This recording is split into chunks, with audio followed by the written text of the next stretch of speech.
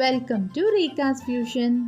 வெந்தய கீரை சப்பாத்தி, மேத்தி பரோட்டா, இதை எப்படி செய்யலான்னு பார்க்கலாமா? அதுக்கு நான் 2 கட்டு வெந்தய கீரை எடுத்து வச்சுருக்கேன். இதில் இருக்கிற இலைகளை மட்டும் கிள்ளி நல்லா அலசி சின்ன சின்னதாக கட் பண்ணி வச்சுக்கோங்க. ஒரு பவுல் எடுத்துக்கோங்க. அதில் 2 கப்பு கோதுமை மாவு சேர்த்துக்கோங்க. 1 டீஸ்பூன் மஞ்சள் தூள், 1 டீஸ்பூன் பச்சை மிளகாய், 2 டீஸ்பூன் ஓமம், 2 டேபிள் ஸ்பூன் வெள்ளை எள்ளு, 1 டீஸ்பூன் சீரகத்தூள் சேர்த்து கலந்து விட்டுக்கோங்க.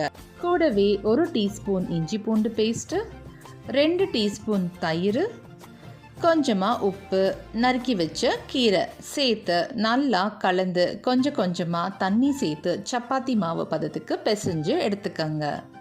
சப்பாத்தி மாவு மேலே கொஞ்சமாக எண்ணெய் தடவி மூடி வச்சு ஒரு 10 நிமிஷம் ஊற விட்டுருங்க. மாவு இந்த மாதிரி சாஃப்டாக இருக்கணும்.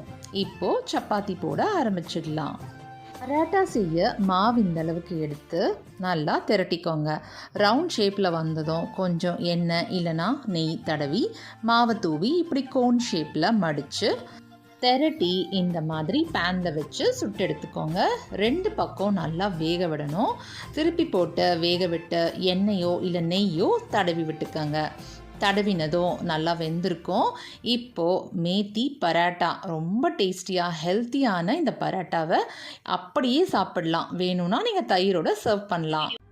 இந்த வீடியோ உங்களுக்கு பிடிச்சிருந்தா லைக் பண்ணுங்கள், மறக்காமல் சப்ஸ்கிரைப் பண்ணிக்கோங்க. தேங்க்யூ.